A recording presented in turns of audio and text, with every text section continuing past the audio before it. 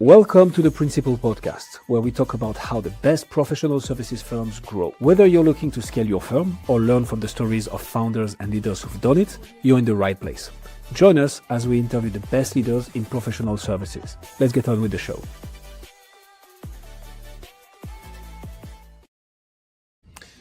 Neal, welcome to the Principal Podcast. Happy to have you. I'm happy to be here. Let's jump straight into it. What got you into consulting, Neal, and what led you to eventually start your own firm because you loved consulting that much? Yeah. Well, getting into it, there's nothing too terribly exciting. I had an accounting undergraduate degree, and the natural place to start a career was in the accounting and auditing consulting firms. I think, but what kept me in it really was the result of really good mentoring. Actually, I think when I entered into this field, I halfway expected that I would leave, get my MBA, and do something else within business, lead my own company. Didn't necessarily need to be a professional services firm either. But as I progressed in my career, I kept getting, I call it almost my own. I got my own MBA effectively for this industry by being given so many different opportunities, roles, et cetera, that kept me interested, engaged, and didn't give me an excuse to look for getting out of this industry and doing something else. And then, 20 years later, you blink and you're like, okay, I'm really good at this. Now, if I'm going to lead something, let's lead something in this industry. Amen to that. Yeah, I've rarely met consultants during my days at PwC as well, where people were like, "Yeah, I was dreaming of becoming a consultant when I was growing up." It's not. We end up there. Because there are some good opportunities for sure, but sometimes a bit by accident, one could say. So, what specific problem do you solve now at Virtas Partners? Like, what is it that you're helping people achieve exactly? So I guess the way I would frame it, I'd frame that in a couple ways. So I like to think about what market need we're filling, which is a little different than what individual problem we're solving. One of the reasons I founded Virtas kind of to operate the way that it does is that I felt that about a decade ago, there really weren't boutique consulting firms executing work in this model, which is, again, low leverage, high expertise, high touch, solving of real meaningful and challenging problems. If you think about, again, the traditional model of consulting, and you're at PwC, I was at KPMG, the way you made money as a firm was super leverageable stuff, right? You had a partner like me on the top, but you had 12 to 15 people reporting to you, jammed a ton of hours for low level labor, because that's the way we made money, right? Well, I saw that there was an opportunity, and part of this, I saw this because we'd get asked to do this, and we were like, well, no, we don't. That's not our model. We can't give you a senior manager or two senior managers for the next 3 months without any leverage, because that's the firm doesn't make money that way.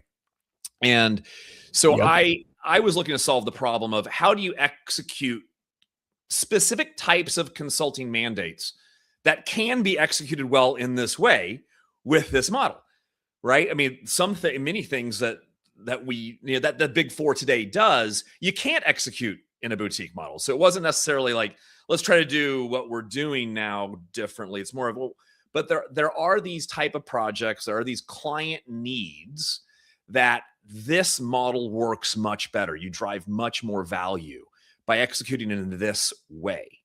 And so that was at a broad, more of that at a broad level of, all right, that's kind of the problem we're solving in this industry. More narrowly on what we're helping clients solve, it's going to be more hairy, solving really challenging finance and accounting issues.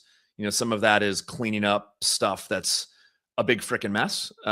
It's dealing with things that are broken, have been broken for a while, and need to be diagnosed and then fixed, or getting in early and helping prevent these big problems, primarily within the office of the CFO. And then we also do quite a bit just around mergers and acquisitions, whether it be within the office of CFO or more operationally and executing those type of transactions. The way you position this, as in what's the right model that the Big Four model doesn't allow to solve properly, was it like a market segment, or was it a specific service or way to service exactly? Like, who is it that you help, and how did you take that observation of, hey, we need to do what Big Fours can't do? That's multiple questions in one. I'm sorry, I'm getting a bit too ahead of my skills here. So I like what you're saying, and I like small disruptions to the market. Like, we're not going to change everything, but we're going to bring something that doesn't exist yet without reinventing the wheel. Right. So what was it exactly that you ended up doing that way? So the way, kind of like the market segment, I would say, and this is where, and I'm sure we'll get into this later, but we get to, all right,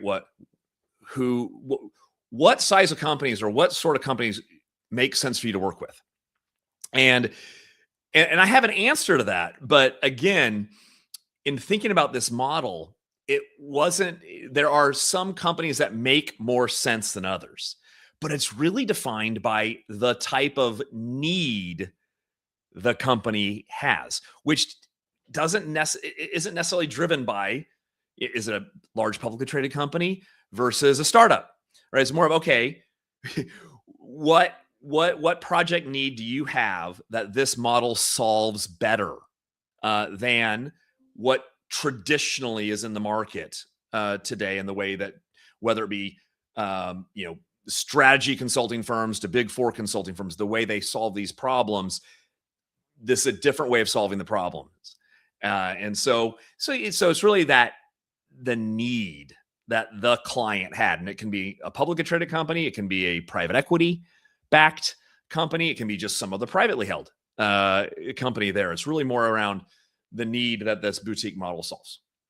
That said, we focused, from the beginning, private equity is a real focus.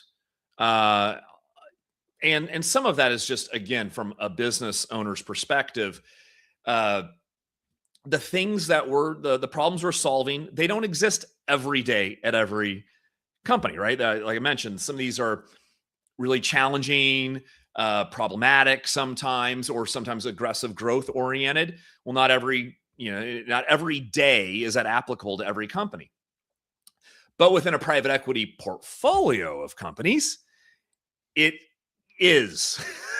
So I actually, when I founded the firm, I had done hardly any work in private equity. I was a big corporate guy. I was working on a lot of the Fortune 50 accounts, working on big transactions. And so, that was an interesting pivot to say, all right, well, the reality is you can go 2 years at a mid-size or a large publicly traded company without them needing anything that we do. But I shouldn't go 2 days within a fund that has 20 to 30 portfolio companies. There's always some need there that we can solve. Love that. Yeah, PE is a big focus for a lot of consulting firms, just because this is where the money is. So that does make a lot of sense. And you have this like rotation of portfolio companies. If you do a good job for the PE firm, you're not going to run out of business. It's basically the logic. They can become very meaningful accounts very quickly. And yes, I mean, many of my competitors have scaled up just by being attached to some, kind of core private equity fund accounts that just give them a platform that they're able to really build on, grow from, et cetera. That said, in our business too, man, when the corporate work comes, they can be awesome projects. They're just, sure. we joke around about it, in our business, we're focused on private equity, but man alive, we get some of these like big corporate carve outs. They're seven figure assignments all day long. But again, it's like, all right, but you'll do one with this entity, and that might be it. So when you get it, it's awesome. But finding them is really hard. And so if you're going to focus efforts from a development perspective and where you're spending your time, private equity better accounts. And that is, ladies and gentlemen, a live representation of what reading my mind is. So how do you find those accounts then, Neal? What has worked for you to, one, get the foot in the door with the PE firms? Because whilst there is a big opportunity, it can be very sticky. Everybody wants a piece of them as well, right? So you're not the only one on the market. So how do you get their attention? How do you get through the door? And for those maybe bigger but more one-off engagement with corporations, what has worked for you to get through the door with those? So how do you think about marketing and lead gen when it comes to Office of the CFO consulting and what you're doing right now? So I'll start with the latter there on the corporate side of these engagements. And I mean, this theme is going to go throughout all of this, but really we're just leveraging personal relationships. So most of the work that we get that comes in through the corporate channel is driven by a relationship that somebody in our firm has with a decision maker or somebody involved in this need at that corporate entity. So it really comes back to just historical relationships with our team. And that's how you're sourcing that. Because again, it's to cover the corporate channel is impossible. There's there are too many of them there. So really it's more opportunistic coming in through personal relationships or referral partners. Referral partners work. What if we're, who are the referral partners in our world?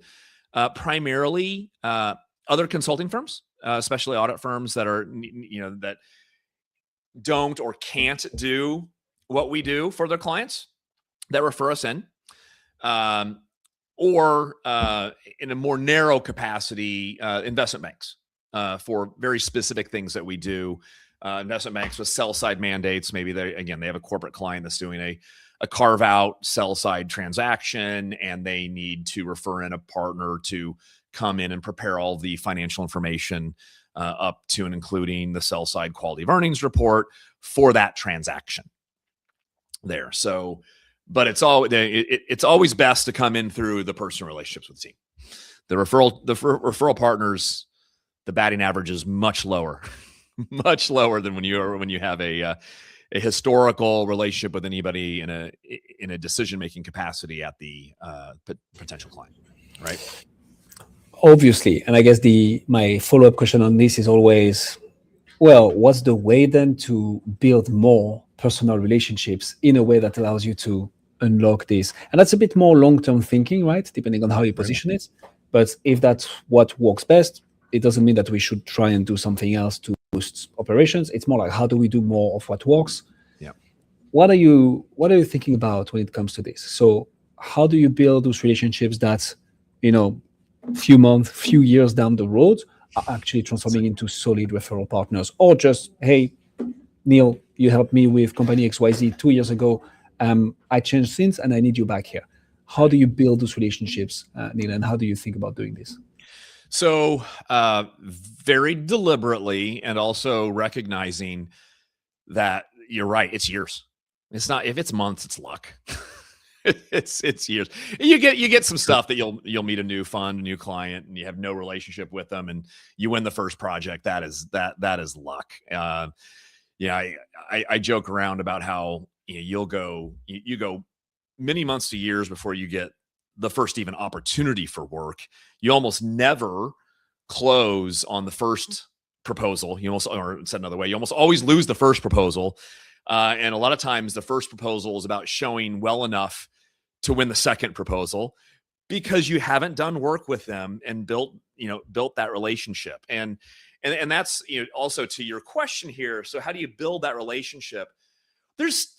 There's only so much you can do without actually working with the fund.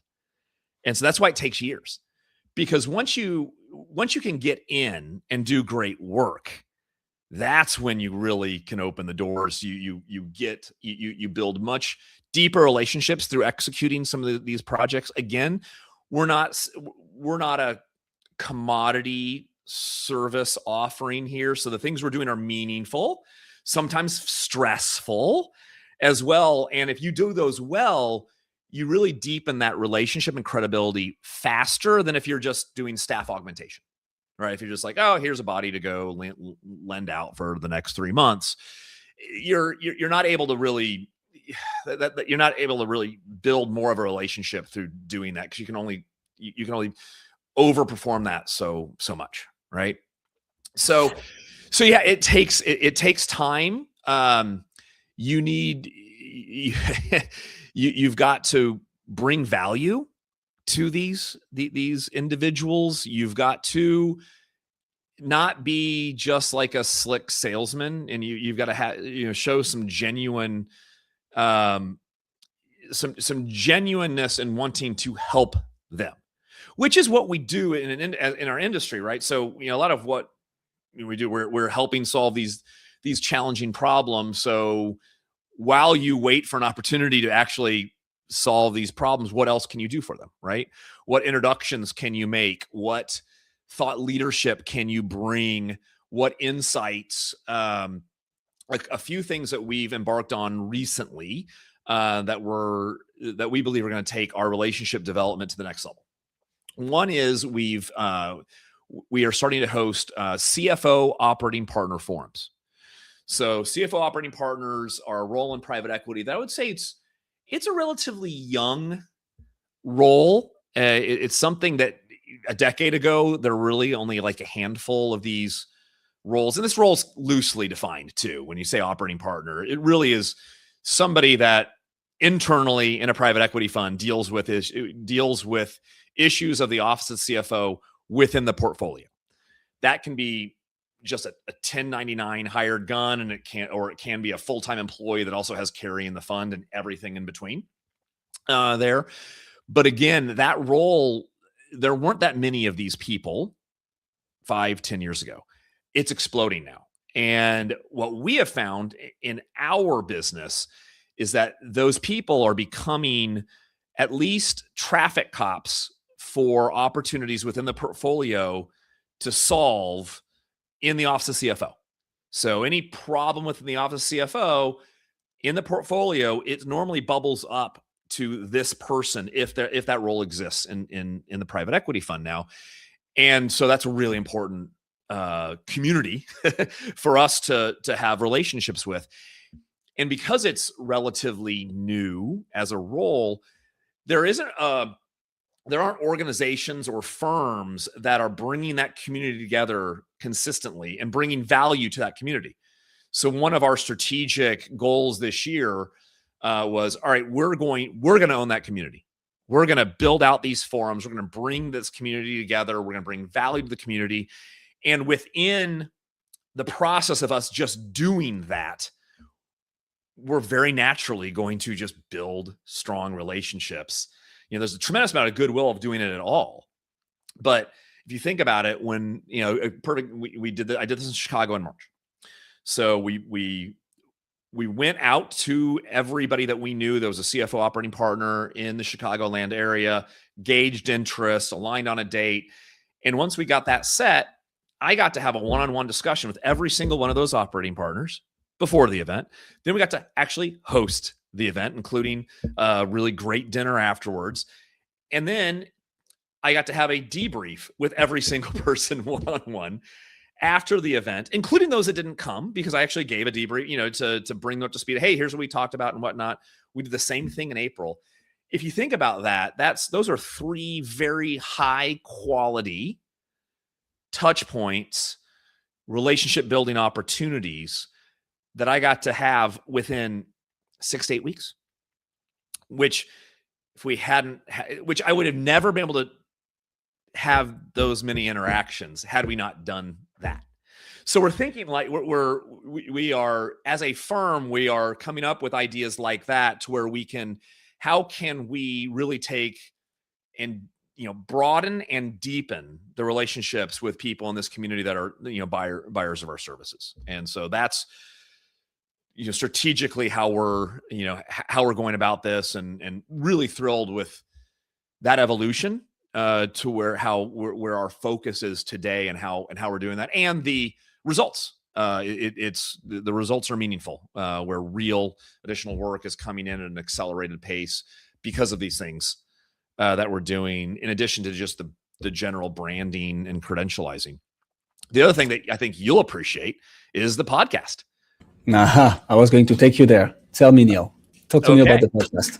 So again, maybe just to, as the segue to it, the other way to build really strong relations with buyers is sit down on a podcast with them and have meaningful conversations about our world.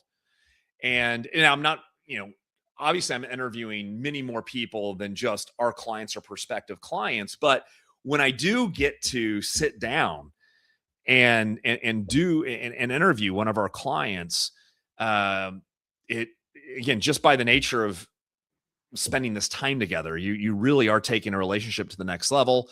Also, it's, again, bringing value to these individuals where they get a platform, personally, and as and for their firms as well, and that's tremendously valuable to them. So that's just, again, that wasn't the purpose necessarily of the podcast, but it certainly is a really great opportunity to leverage having the podcast to also drive deepening relationships with people that we want to, as a firm, deepen relationships with. So then, all right, so why the podcast at all? First thing, it's fun, isn't it? You can tell I'm really not enjoying myself at all, right? I hate talking. Preaching to the choir, Neal. Like, this is music to my ears. Please continue. So the funny thing is how this came about. I'm part of a CEO group that gets together once a month virtually, 6 or 7 of us. Stitch? No, different. This is more niche. It's a little more specialized, a little more niche. Know about that. They're actually, I probably should give them a little commercial here, but I'll have to think about that. A little more niche, and the facilitator is also himself you would know who he is. Like, he is a very accomplished podcaster himself. Also somebody who's, founded, exited businesses. So he's a great kind of mentor, facilitator of this group. And you get like this kind of one-on, within the 6 or 7 of us over the course of the hour and a half or 2 hours, you get like this one-on-one session with him, with everybody else in the room. Right. And so it's That's good. actually cool. Yeah. And it was 9 or so months ago, and I was lamenting about top of the funnel issues. How do we, market, it's a bad market. I mean, M&A markets in the middle market have been terrible. So as I was my problem statement that I brought up was just talking about, what else could we be doing, as a firm, acknowledging that it's a years long relationship game, but also we're still a relatively young firm, relatively young brand, in comparison to who we're generally competing against. And I was, walking him through there. He's like, huh. And he pulls up, and I've got a few videos out there where I've been interviewed like this. And he's like, have you ever thought about doing a podcast? I was like, no, but it sounds like fun. And what we found when we did some market research is that whereas my peers in this industry, they'll go on and do a podcast like this, but none of them have their own podcast. It's like, okay, well, none of my peers are doing it. I think I'll have fun doing it. There are all these other benefits, so let's go do it. So that's, and it's also taking, as you can again tell, I've also, I have a problem expressing my opinions openly. And I've been doing it, I've been taking unpopular, not like hyperbolic, but not like trying just to poke the bear on stuff, but just trying to call out the bullshit that's out there in our industry, broadly speaking. And so I've been doing that in written form on LinkedIn and the like, and got quite a bit of positive and some and some not so positive feedback on some of the things I'll address and positions I'll take. And so it's like, all right, well, let's just talk about it. Let's do that. Let's use this platform to take that to a next level. And then it feeds itself, right? The video feeds the written feeds the video. And all of a sudden you've got, your material coming together from my role in the firm in a very natural, in a very natural way. Oh man, you're not making my job any easier, Neal. You're giving me so much to follow up on here. So, I mean, everything you said, obviously, I also don't want to be too biased on this podcast. So if people want to hear my opinion on everything podcast, they'll find the information. They just look into us. I want to double click on one thing though, and that's more general than just the podcast that you mentioned, which is very interesting to me between the forum and the podcast. So the two initiatives that you see help you build relationships.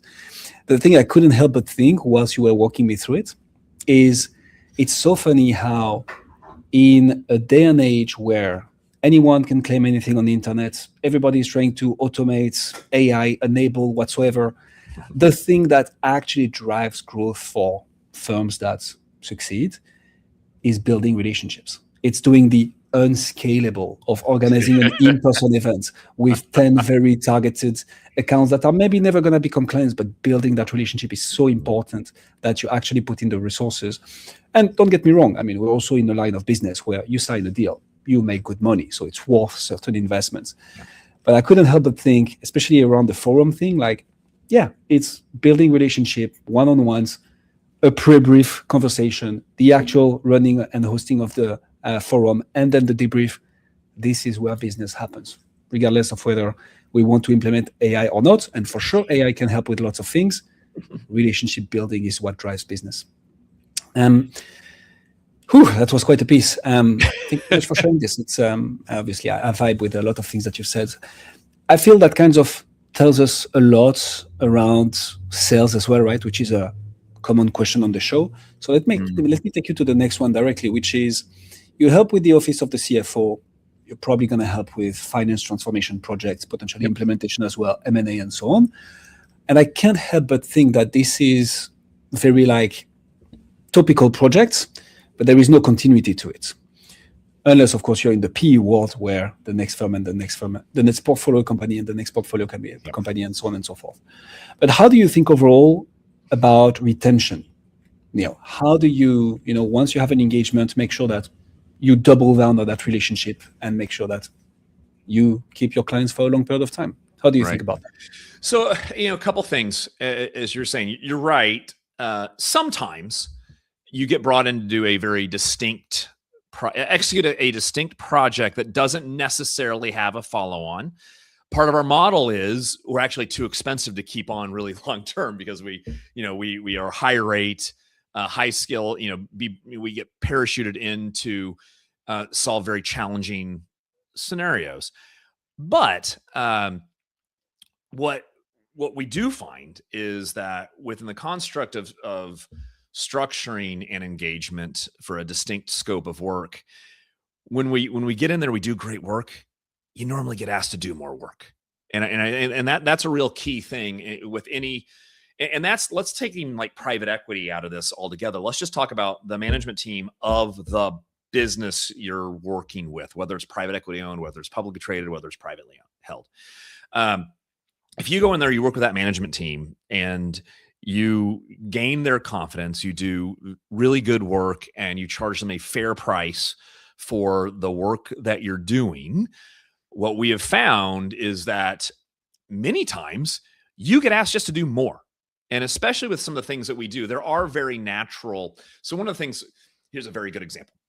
One of our core solutions and services is around platform acquisitions by private equity, where especially if it's first institutional capital or it's a corporate carve out, we drop in that first 90 or so days and we execute a number of things that simply have to get done in those first 90 days, right? And we structure the engagement to be around a 60 to 90 day engagement. More often than not, because there is more than 90 days of work that needs to get done, by that finance organization, there's almost more often than not, we get asked to stay to do more things. So it's not that our scope took any longer. It's like, all right, you did all these things. You did it really well at a fair price. So let's, let's have you do this. Or, you know what, man, she is awesome. I'd like to keep her on for the next 2 months to, to keep doing that, or to do this thing now. That's very natural. And the other really natural thing that happens to your retention point is that, especially if you come in and you work in those first 90 days with that management team after, this platform investment that private equity is making. Again, if you do work really well, you build a very strong relationship with the management team. You also build a very strong relationship with the investing team from the private equity fund, and then maybe an operating partner if there's an operating partner involved. And so even if you do finish the work and leave, you are the natural first call when something else happens. So whether it be a good thing, like their first add-on acquisition, where they're going to need to start, another first 90 days of integrating or a quality, diligence that's in there, or if something fell down after you left, such as we brought this CFO in, he failed. We're going to have to let him go. We need you guys to come back in here. You did such good work at the outset of this investment to kind of keep the train on the tracks while we find the next person, and then have you onboard that person, and then go away again, and then just come back, again, and the next add-on acquisition or whatnot. So that's the best way to get more work and retain clients to do great work. It's like you said, this business is it's not complicated, right? Like you said, it's build strong relationships with buyers, simple, do great work. You will get more work. It's really hard. It's really hard to do great work consistently. It's hard to keep up the consistency and discipline around building relationships and spending time and investing time with individuals, and with the right individuals, right? Because you can also spend a whole lot of time with people that aren't the right guy or gal to bring you in, and they'll meet with you, they'll let you take them to dinner, but they'll never buy from you. So it's hard. Oh, yes. It's not, but it's not complicated. It's not complicated. And so again, to go back to some of your questions there, that doing great work, that's also, you got to have that credibility, right? It doesn't actually matter how strong a relationship I have with somebody, a private equity fund, if the senior manager that I'm going to deploy on the work is a dud. Right? Or right, you have to have that relationship, but you also have to, what you're selling as a firm still has to be, if you're selling world-class, right, it has to be world-class. And so you got to have both those things. And when talking about breaking in new, so you talk about retention, the other thing on breaking in new clients, it's how do you demonstrate to a new prospective client that you are this good? And that's really hard to do. No matter how good of a relationship, unless I just have such a trusted relationship, I just say, trust me, she's got this. She's awesome. And they're just going to hire you. You don't get that too often. So you're going to have some level of relationship where they trust you enough, but then the person or people that you're planning to deploy also need to step in there and demonstrate that they do great work, and get in there and do great work. And you need to have, the other thing that's really important, you need to have clients you've done great work for that look and feel like them, that you can call and say, hey, will you get on the phone with this fund that hasn't hired us yet? They want to know what it's like to work with us. And will you give me a client reference? You better have a bunch of those. Amen to that. It's simple, not easy.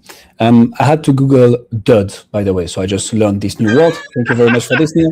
Is there, I don't know, is there a French? Do we have a? Yeah, I'm not sure. How do I say this in French? Stupid, which is literal translation. Stupid would be close to that. I think that kind of ties into what we said earlier around, hey, Yes, it takes months, if not years, to build those relationships. But once they are built, they can be very worthwhile, because if you do a good job, and that's the thing, we need not to take things for granted. But if we do a good job, then those relationships pay off literally for the rest of the life of the company, Exactly. potentially, especially in the PE space. Um, to wrap up this interview, Neil, I'd like to ask you a bit of a curveball question, because obviously, so Okay. I vibe with a lot of things that you've broken down in this interview. Thank you so much for this. My question to you would be, what's your number one challenge right now? What is one thing that's, a nut that you are trying to crack, that, once you crack, you're going to take the whole thing to the next level? What would that be for you? Oh, it's top of the funnel. That's easy. It's all about top of the funnel. What you were saying earlier, right? Business development, relationship development. It's really hard. It's not terribly scalable, right? It is the biggest challenge in our industry. There's no silver bullet for it either. Like nobody's quote unquote figured this out. There isn't a playbook, a structure of a business development sales team for boutique consulting firms that you can just go and apply. You can't, there's not like a sales enablement consulting firm that could just drop in and be like, all right, we're gonna build this out and you're just gonna take it to the next level. It's really hard. It's yeah, there isn't a structure just to go implement, and it's relationship based, individual based. That is it a seller doer model? Can you have salespeople? Can you have coverage people, account leaders? It's so individual. It's hard. It's really hard, and that scalability is a real challenge. And then you combine that with the reality is there's so much of our work that gets driven by transactions getting done. Again, whether even if it's just in the office of CFO, there's so many complications or just needs that organizations have when they're doing M&A. We've got a tremendous amount of revenue concentration around deals getting closed, and we are sitting here in the middle market at historic lows there. So that kind of adds a little insult to injury. The BD is always hard. Scaling it's always hard. Top of the funnel is always hard. And you combine that with really bad markets for a big portion of what you do and problems you solve. That's a challenge. So yes, if I could flip a switch and have the markets turn back on, and or this the conversion on all the things we've been doing for years with a bunch of relationship maturity to all of a sudden just mature, and that flywheel get going with a number of funds at the same time.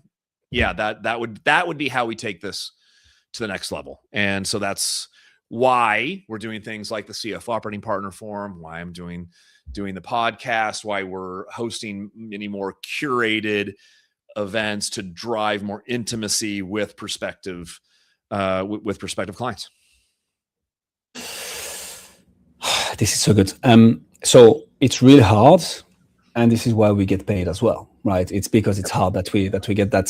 So it's like, yeah, that's not the bug, that's the feature, which is the rewarding part, I guess. On the not scalable thing, I just have, I don't know, an observation and food for thoughts for myself even, but I was thinking when you were walking through this, Neil, it was like, and it's probably not meant to be. Again, this is valuable because relationship building is not scalable, and that this kind of ticket size and transactions happen because people have trust, and you can only have trust, whether we like it or not, with time, relationship building, and excellent work. And then I was thinking, okay, but how do the big fours scale this? Because you have consulting firms out there making billions literally. And I was like, it's people. It's coming back to building relationships, except that instead of building relationships with prospects, you're building relationship with talents who you train, ramp up, and get them to become partners as well, or directors, depending on the structure, so that they can go and also get business for your firm, and you get them to buy in. But yeah, no, that's interesting challenge. I guess the challenge of all firms. It's the same. You're right. It's all it's the scale's already there, but this industry is still a relationship-based sales industry. And so even in the Big Four, you're going to win or lose. You've got there's institutional of top of the funnel is more institutional, right? Because there are just projects that big companies necessarily are just naturally going to go to a Big Four to propose. So then, I think the sourcing is not as hard in the larger kind of like the enterprise. The closing is hard. And again, the closing is going to be driven by the personal relationship you have with decision makers in the role and the demonstration that you do great work at what you're being brought in to do. So, yeah. Neal McNamara, ladies and gentlemen. Neal, this was an absolute masterclass. Thank you so much. I like it a lot. If people want to use that quote, I like that. And I mean it. And you can listen to all the episodes. I don't say that often, but I liked it a lot. If people want to find out more about you, see what you do, where should they go? So they can go to our the podcast channel, Consulting Uncensored. You can find that on YouTube, and then you can find me on LinkedIn. That's where I do all of my social media, and then also virtaspartners.com. We will put all the links in the description. Neal, thank you so much for coming on. You're welcome. Thanks for having me. This is a ball. Thanks for joining us on this episode of the Principal Podcast. We hope you learned valuable strategies to grow your firm and take your business to the next level. Make sure to subscribe and leave us a review wherever you're listening to this show so you never miss an episode. To apply and be a guest on the show, click the link in the description. See you next time.